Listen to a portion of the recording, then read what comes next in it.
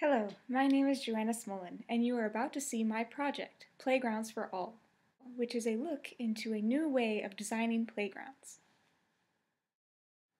To better understand my project, we will look at the evolution of American playgrounds, the outdoor gyms, sand gardens, and model playgrounds.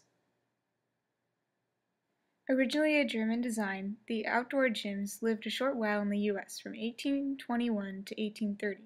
Due to lack of interest. Next were the sand gardens, also a German design. These were very small, usually made for younger children.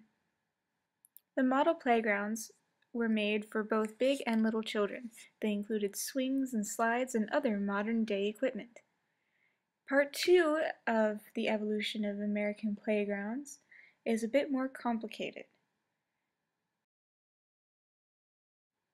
Adventure playgrounds are designed by the children for the children. The kids build their own playgrounds.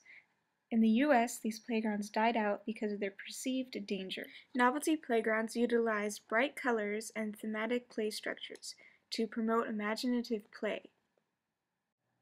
These are the playgrounds that I grew up with. However, parents deemed these playgrounds unsafe due to the metal and fast-moving objects. These playgrounds became standardized due to lawsuits. These lawsuits made the playgrounds become directed in their play. The children were no longer allowed for innovative and creative activities. Natural playgrounds try to move back to freedom of play by using natural elements as a creative outlet for children. These playgrounds still remain very safe. Today's accessible playgrounds are basically standardized playgrounds that are only adjusted slightly for handicapped children. This graphic explores children's reactions to playgrounds. 1. The 1990 playground. Enjoyable, but caused injuries. 2. Standardized playground. Boring, caused more injuries. Caused obesity rise. 3. Natural playgrounds. Enjoyable. 4. Accessible playgrounds. Made to include everyone, ADA and otherwise. However, still boring. Bringing children back to the playground is important. Play is essential in the development of motor skills, social skills, and good self-esteem. My playground will use all 5 senses to create diversity of play and diversity of children. I will include features for handicapped children, but maintain their fun factor. I decided to go back to my roots and put my senior project in my hometown of Redwood City. I will give you a bit of background. The races in Redwood City are mostly white and Hispanic. The Hispanic population has been increasing recently. Redwood City's percentage of family is quite high at 65%, and within that percentage, there are 33% of kids under 18. The age distribution in Redwood City is as seen.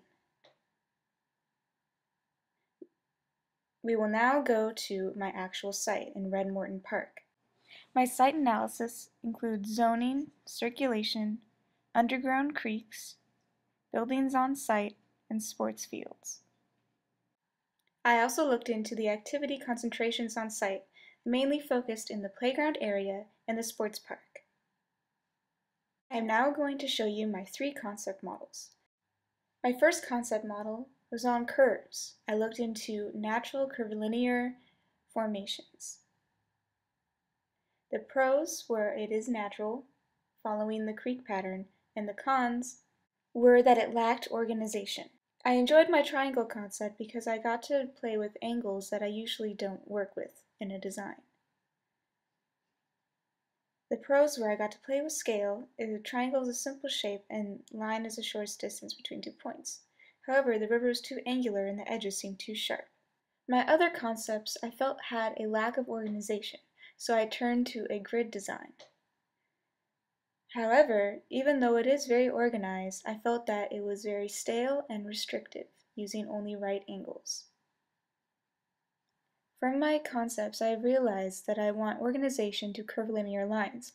I have come across parabolic line drawings, which I intend to incorporate into my design.